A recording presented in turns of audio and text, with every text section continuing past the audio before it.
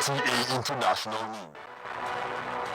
Oba Ewai is the second ascends the throne as new Oba of Benin as activities marking the coronation ends. Federal government holds beneficiaries of Presidential Amnesty Program restates commitments to the development of the Niger Delta region and the program. And Central Bank of Nigeria commences disbursement of over 210 million naira for youth empowerment program. Many thanks for joining us this hour on NTA International News. I am Phoebe Kabruk. The federal government is to take over personal, educational and professional pursuits of the 21 Chibok school girls recently freed from Boko Haram captivity. President Buhari, who stated these while receiving the girls, said government will work towards the release of all the remaining Chibok school girls and others still in captivity. Adamu Sambo reports. It was an emotional moment of joy and rekindled optimism as the 21 abducted Chibok schoolgirls released by Boko Haram and their parents filed into the council chamber of the State House to formally say thank you to President Muhammadu Buhari.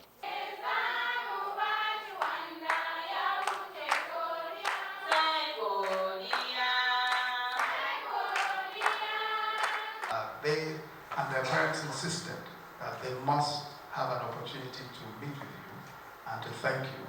And also, I think that many of the ladies would at least want you to see them and know that they are actually safe and sound. President Buhari described the release of the girls after a series of negotiations between government and Boko Haram as a credible first step in his administration's determination to secure the remaining Chibok girls and all the others in captivity. These 21 girls are the manifestation of our doggedness and commitment to the release and return of the Chibok girls. We shall redouble efforts to ensure that the remaining girls will be freed and returned to us without further delay. Aside from rescuing the girls, President Buhari said the federal government has also taken over the responsibility for their personal, educational, and professional goals and ambitions in life. These 21 girls will be given adequate and comprehensive medical, nutritional, and psychological care and support. The federal government will rehabilitate them and ensure that their reintegration back to the society is done as quickly as possible. These dear daughters of ours have seen the worst that the world has to offer. It is now time for them to experience the best that the world can do for them. The government and all Nigerians must encourage them to achieve their desired ambitions. At the event, formal appreciation was extended to the parents of the girls, Nigerians, and the international community for their patience, understanding, support, and confidence in the ability of the government to secure the safe release of the girls. We must also not relent in appreciating all our security agencies and the armed forces for the marked roles they played in bringing our first batch of girls back home. For the spokesperson of the girls, Rebecca Malu, and the chairman, Chibok local government, Yaga Yarakawa, they cannot thank the Buhari administration enough for restoring their hope and confidence in government. We are happy for still this wonderful day because we don't know that we shall come back to be member of Nigeria. On behalf of Chibok people, the parents of the abducted girls, we are saying thank you, may God bless you. He has always said that he will do everything within his powers to ensure that these girls are brought back safely. And we can see commitment, we can see sincerity. So we call on everybody to also help with prayers, in whatever way that can lead to the rescue and release of anybody that is in captivity. The Chibok Council chairman used the forum to make a case for more government presence in the Chibok community, especially in the areas of security and educational facilities, so that the new sense of belonging that people now enjoy can be sustained. From the State House, Adamu Sambo, NTA News. In another development, the federal government says it is committed to the development of the Niger Delta area and the amnesty program, stressing that more opportunities will be open for young Nigerians to benefit. This was at the presidential dinner in honor of outstanding beneficiaries of the presidential amnesty program. State House correspondent Jide Onifade reports that the Vice President Yemi Osinbajo represented President Muhammadu Buhari at the event. On display at the entrance of the banquet hall of the State House is this 34-seater bus built from the scratch to finish by delegates of the amnesty program, and the trio of Lucky, Toribey and Nathaniel put up outstanding performance in their degree programs, which guarantees them a straight passage to study for the doctorate degrees, skipping the master's program of their respective universities in the UK. They are part of hundreds of Niger Delta youth in universities in Nigeria and in foreign countries, many of them coming out with first-class degrees in their chosen fields. Observers believe these are indications that the presidential amnesty program is working. Commenting the outstanding performance, Vice President Yemi Osinbajo says this feat has opened more opportunities for youth in the country, especially those of the Niger Delta region. He employed them to engage in dialogue rather than violence in making their views known. The future is bright, the future is really good, and a lot is going to depend on how you apply yourselves in the coming years. A lot is going to depend on how you take these opportunities and use them maximally. The Vice President says the federal government remains committed to the development of the Niger Delta region, stressing that the focus is to create more opportunities for the youths in the area and in the country. One of the beneficiaries, Alexander, speaks on behalf of others. We have collectively resolved to be vanguards of peace in our quest to building a new Niger Delta. There were also comments giving kudos to the federal government and urging the community to give peace a chance.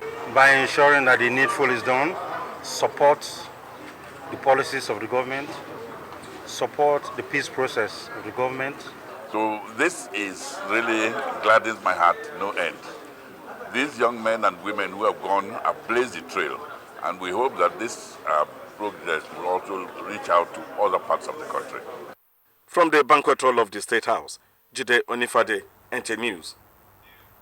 His Royal Highness Omonoba Enedo Uku Apolopolo Ewaye II has been installed as the new Oba of Benin. This followed the official coronation held amidst fanfare in Benin City, the Edo State capital. The coronation ceremony was attended by Vice President Yemi Osinbajo, who represented President Muhammadu Buhari, royal fathers from all parts of Nigeria, diplomats, captains of industry, and Benin sons and daughters, home and abroad. We are gratified that your meritorious service as Nigerian ambassador to various nations and your sterling work in the oil and gas industry stand you in good stead to fulfill these obligations that your incumbency of the throne of your ancestors impose. We are also extremely fortunate to have a new Oba who has been very well groomed, tutored, and mentored by his father in the finest of royal tradition. The new Oba, who is the 40th Oba of Benin Kingdom, promised to promote peaceful coexistence, unity and love in his domain, as well as protect the cultural identity of the people. We shall uphold and maintain the principle of neutrality and non-partisanship in political party activities, while our people remain free to play politics by subscribing to any political party of their choice.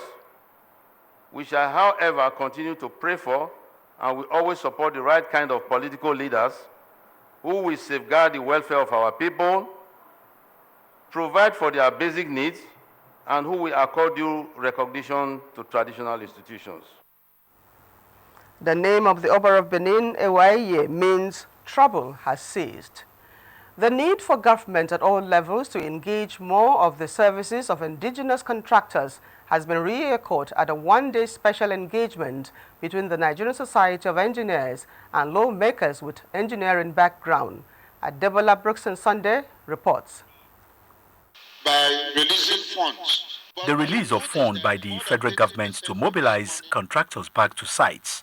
The president, Nigerian Society of Engineers, Otis Anyeji, says it's a welcome development, but he, however, wants indigenous contractors to be given more contracts to help in strengthening the nation's economy.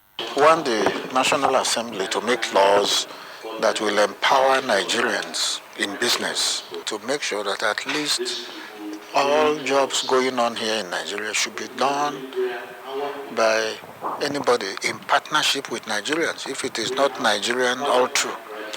And that partnership should be at least about 50%. This expands the horizon for employment for Nigerian engineers. Two is that it has a level of retainership to what is generated by local contractors to be retained here. The need for the creation of a chartered Nigerian Society of Engineers was also deliberated upon. Need to have an independent body where you can now be able to bring up your rules, your regulations, and then you can check every kind of malpractice in the sector. The interactive session between the leadership of the Nigerian Society of Engineers and engineer legislatures is to further fast-track better engineering practice in Nigeria. Adebola Brookslyn Sunday, NTA News. The House of Representatives has urged the federal government to implement the Abuja Declaration on Health by appropriating at least 15% of the 2017 budget to the health sector.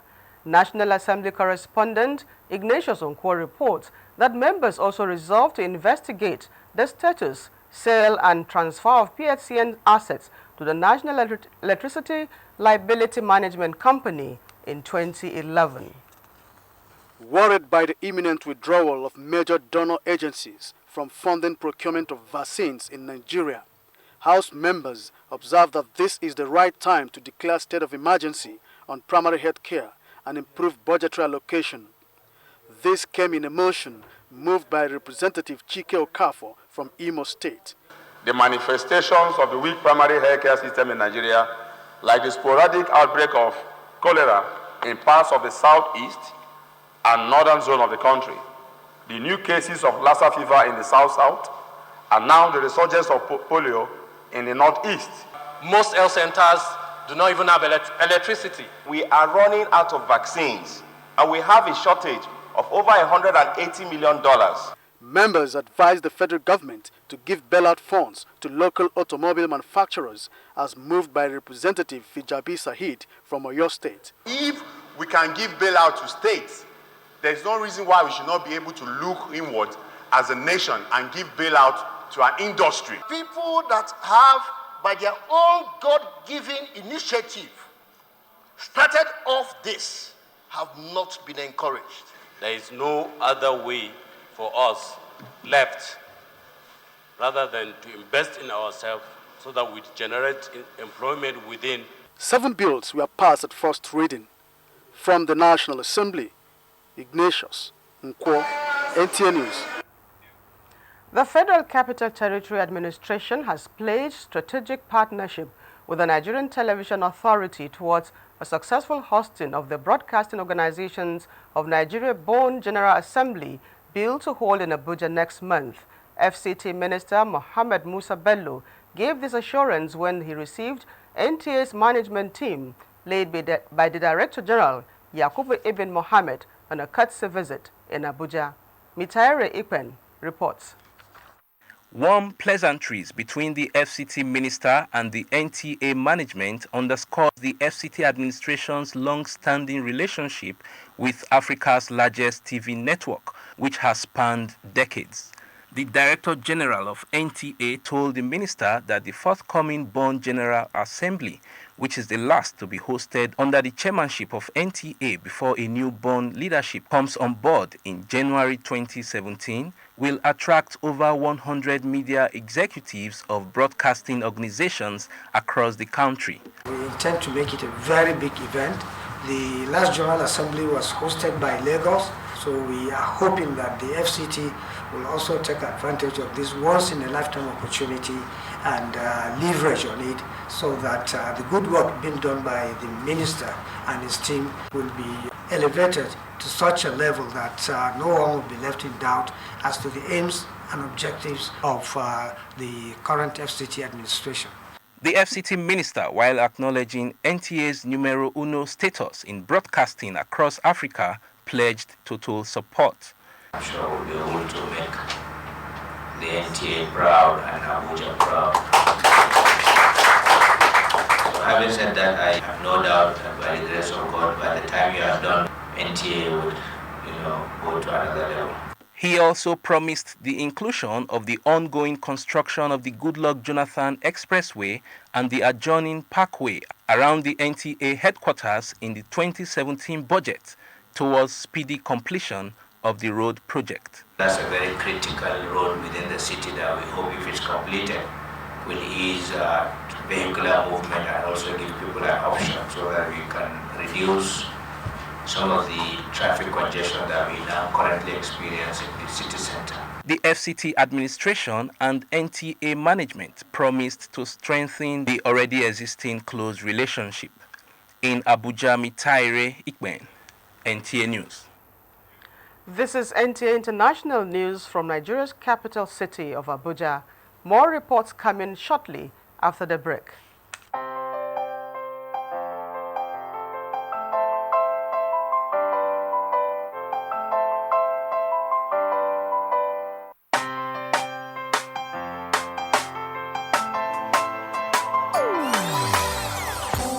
Hear the call of change, stand up, Nigeria. Change is here and it's going to stay. Change begins with you. Oh yeah, make we go. So let the change begin from within. Look at you, Ogerula. Change begins with you and me. Change begins with me. Change begins with me. Change begins with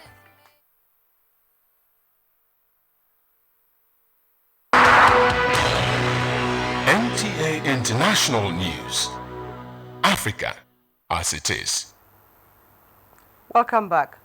The Central Bank of Nigeria has commenced the disbursement of 210 million naira for the Youth Empowerment Program to eligible beneficiaries. At the symbolic presentation of checks, beneficiaries were urged to use the loan to create wealth and reduce unemployment. Adeago reports that the beneficiaries were also told to keep the faith with their obligations so that the scheme is sustained. The beneficiaries trained in entrepreneurial skills were allotted a credit support of 3 million naira as startup capital.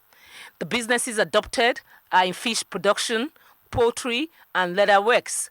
The Central Bank of Nigeria governor enjoined the beneficiaries to conduct their businesses with due diligence and ensure the returns are effected to ensure sustainability. The program was also to ensure that the creative energies of the over 64 million Nigerian youth are harnessed to stimulate growth, address restiveness, and promote economic development. The National Youth Service Corps Director General commended the Central Bank of Nigeria for making the service dream of empowering youth a reality.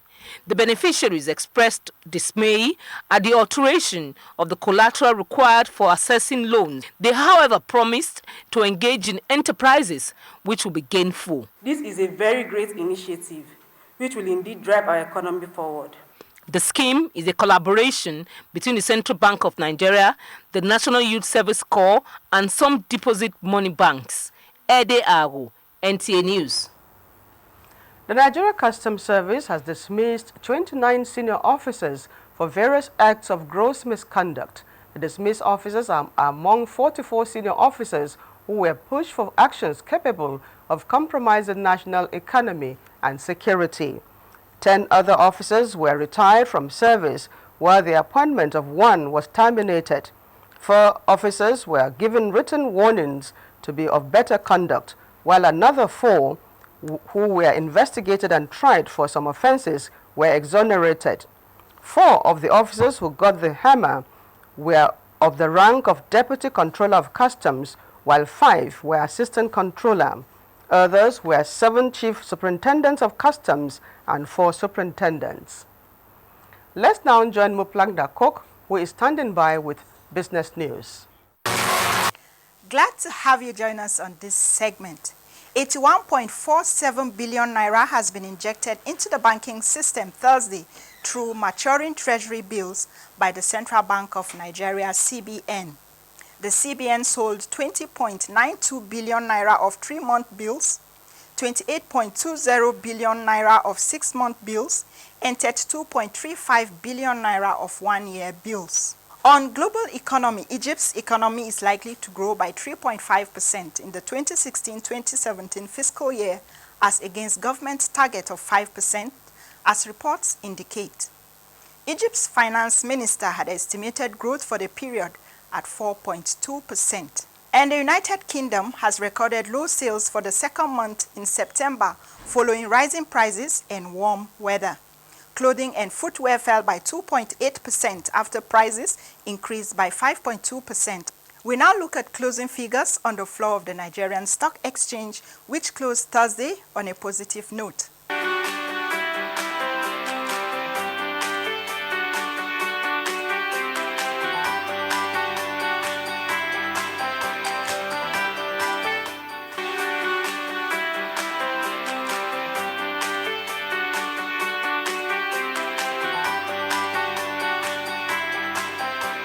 That does it on business news. I am Muplang Dakok.